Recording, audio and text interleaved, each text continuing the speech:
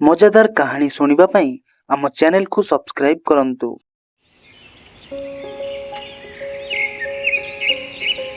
अनेक दिन तलर कथा प्राचीन भारत रे ओड्र देश नाम रे गोटे सुंदर राज्यटीए थाए। राज्य को शासन करुथांती राजा इंद्रद्युम्न एवं तांको सह थांती तांको सुकन्या सुलग्ना। राज्यटी बेस हसखुशी रे चली थाए। अन्य आखपाख राज्य रे भीषण जल समस्या थिले मध्य ओड्र देश रे केबे भी जल संकट देखा दिएनी। राज्य मध्य दे जाइथिबा नदीटी चिरस्रोता भली सबुबले राज्यवासी को जल जोगाए। राज्यवासी मनरे सबुबले गोटिए गुजब थाए। जणे जणे कहंती कुहुक बेंग ए राज्य को सहारा हेछि। से नथिले ए नदीरू सबु पानी सुखी जांता। कुहुक बेंग ए नदी रे अछि एवं आमको सबु विपदरू रक्षा करुछि। केही केही ए कथा को विश्वास करंती एवं अन्य केही करंती नहीं। केही केबे से बेंग को निज आखिरे देखि नाहंती। पुरखा लोक कहंती कुहुक बेंग चाहिले निज अनुसारे तार आकार बड़ किंबा सान करि पारे। सेही समय रे मिसर देश रे शमशेर खां नामक जड़े जादूगर रहुथाए। से एमिति सेमिति जादूगर नुहे, कला जादू एवं तंत्र साधना रे पारंगम। से कला जादू साहाय्य रे से अशरीर मानंकर सैन्य बल एकाठी करिछि। सबु आत्मा को बश करिबा एवं सेमानंकर साहाय्य रे अन्य मानंकर धन संपद लूट करिबा होछि तार मुख्य काम। दिनकर कथा जादूगर शमशेर तार कुहुक दर्पण रे धन रत्नर संधान करुथाए। हठात तार नजर रे ओड्र देश पड़े। केते सुंदर राज्य, धन रत्न शस्य सबुथिरे भरपूर। ठीक एमिति राज्य तो से खोजुथिला लूट करिबा पाई। शमशेर आउ डेरी न करी तार भूतिया सैन्य माननकु एकाठी करी बाहरी पड़े ओड्र देश को लूट करिबा पाई। संध्या हेबाकु बसिलाणी। ओड्र देश रे सबु किछि ठीक ठाक चली थाए। राज्यवासी निज निजर काम सारी घर को फेरु थांती। राजमहल रे मध्य बेसी किछि प्रहरा न थाए। हठात गोटिए भीषण गर्जन सुनागला। आकाशर रंग धीरे धीरे लाल हेबाकु लागिला जेमिति गोटे बड़ विपद माड़ी आसुची। राज्यवासी समस्ते घरु बाहर को धाई आसिले। सबु सैन्य निजर अस्त्र शस्त्र धरी सजाग होई गले। केही भी निज आखि को विश्वास करि पारु न थांती। नाली नाली आकाश रे गोटे विशाल उड़ंता जहाज तांको आड़कू माड़ी आसुची एवं जहाजर चारिकड़े खाली उड़ंता आत्मा, नाली नाली आखि आउ भयंकर रूप। जीवन विकल रे राज्यवासी एणे तेणे धाइबाकू लागिले। उड़ंता जहाजटी तळे ओह्लाइला। सेथिरु शमशेर खान बाहरी ता आत्मा मानंकु आह्वान कला सबुकिछि लूट करिबा पाई। से आत्मा माने जहाकु छुई देउथांती से सेठी पत्थर हो जाउथांती।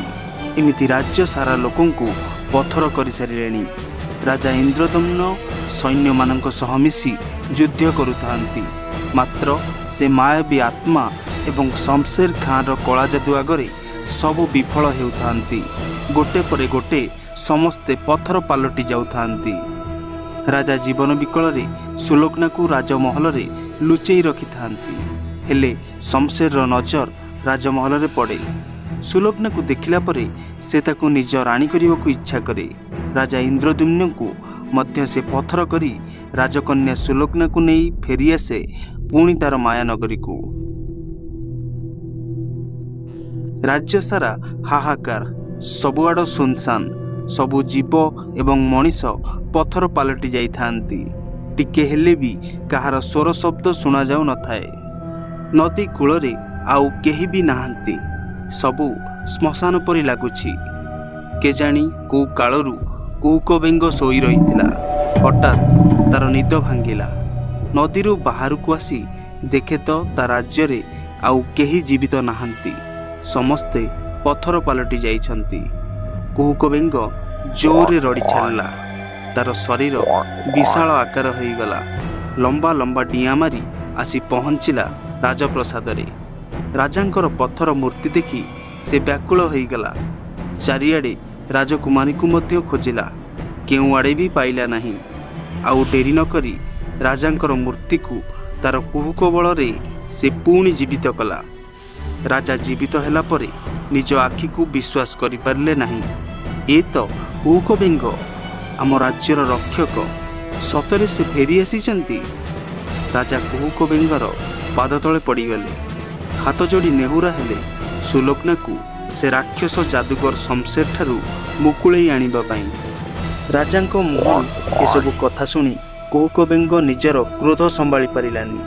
ଆଉ ଡେରି ନ କରି ସେ ବାହାରି ପଡ଼ିଲା ରାଜକୁମାରୀଙ୍କୁ ରକ୍ଷା କରିବାକୁ।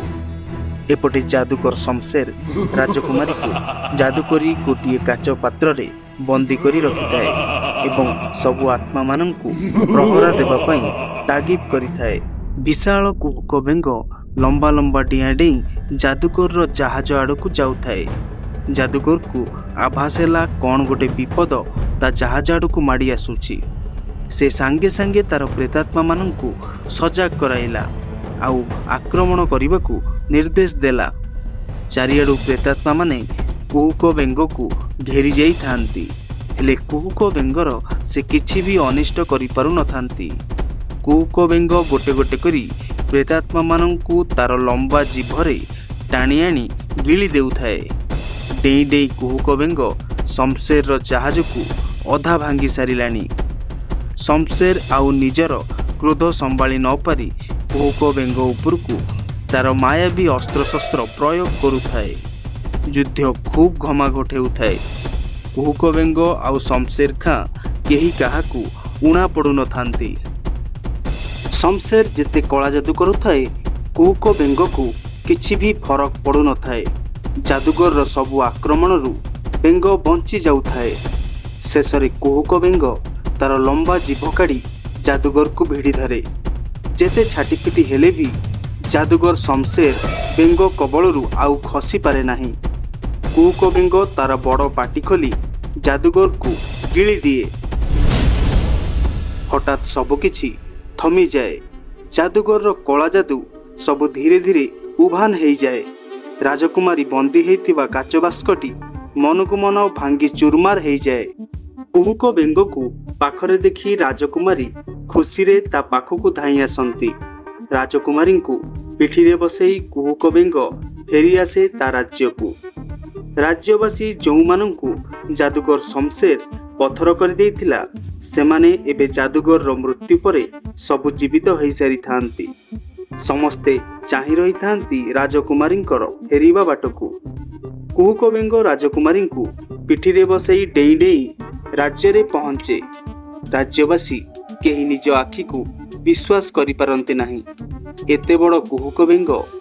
ସମସ୍ତେ ତାକୁ ସମ୍ମାନର ସହ ମୁଣ୍ଡିଆ ମାରନ୍ତି। ରାଜା ମଧ୍ୟ ସୁଲୋଚନା ଏବଂ ନିଜ ରାଜ୍ୟକୁ ଫେରି ପାଇ କୁହୁକ ବେଙ୍ଗକୁ ଅଶେଷ ଅଶେଷ ଧନ୍ୟବାଦ ଦିଅନ୍ତି। ଏଥର କୁହୁକ ବେଙ୍ଗ ନିଜ ଶରୀରକୁ ଛୋଟ କରିଦିଏ ଏବଂ ସମସ୍ତଙ୍କୁ ବିଦାୟ ଦେଇ ପୁଣି ନଈ ଭିତରକୁ ଡେଇଁ ଡେଇଁ ପଳାଏ। ସେବେଠୁ ରାଜ୍ୟବାସୀ ପ୍ରତିଦିନ ନଦୀ କୂଳେ କୁହୁକ ବେଙ୍ଗକୁ ପୂଜାର୍ଚ୍ଚନା କରନ୍ତି, ହେଲେ କେହି ବି ପୁଣି ତାକୁ ଆଉ ଥରେ ଦେଖିବାକୁ ପାଆନ୍ତି ନାହିଁ।